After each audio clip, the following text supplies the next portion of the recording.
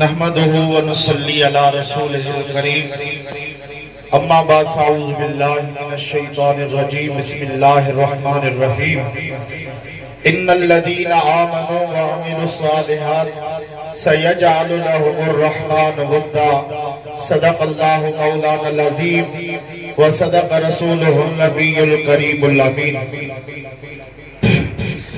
अल्हम्दुलिल्लाह तवाई असां आज एक अजीम हस्ती उस्ताजी व उस्ताजुल उलमा फना फिर रसूल शेर मुस्तफ़ा सुल्तानुल वाइज़ीन हजरत अल्लामा मौलाना साईं मुफ्ती अब्दुल रहीम सिकंदरी रहमतुल्लाह अलैह जे पाक उर्स में तशरीफ फरमा थिया आहियूं।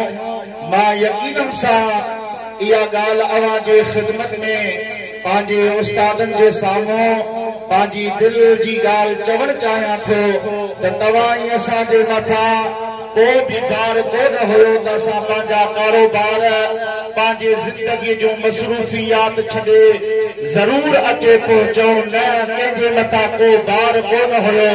तव्हां ऐं असां सभिनी खे अॼु हिन मदरसे जे अंदरि सुल्तानुल वाइज़ीन शेर मुस्तफ़ा जी मोहब्बत ऐं इश्क वठी आयो आहे।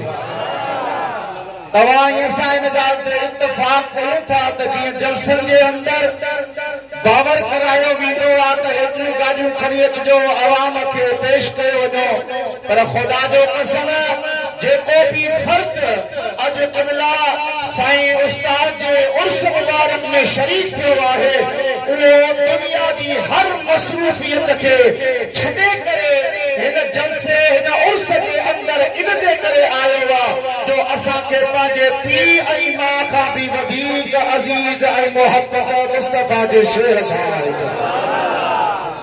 अल्हम्दुलिल्लाह तव्हां असां क़िबला मुफ्ती साहब रहमतुल्लाह अलैह जे दीनी ख़िदमत खां पूरे तरीक़े खां वाक़िफ़ आहियूं।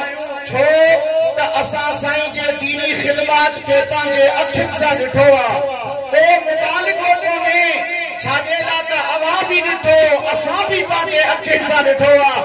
एतिरो वक़्तु अञा कोन गुज़रियो आहे अवां पंहिंजे अखियुनि सां मुस्तफ़ा जे शेर जे दीन जी ख़िदमत ऐं हिन पुरफ़ितन दौर जे अंदरि जेके भी दीनी मसाला था या लिबरलिज़म जा मसाला था क़िबला मुफ्ती साहब सिकंदरन वारी तलवार अहिड़ी त घुमाई पोइ चाहे दीन जो दुश्मन हुजे चाहे असां मुस्लमाननि जे अंदरि नाले वारो मुस्लमान थी करे असांजे मसलक खे नुक़सान से पहुचायो।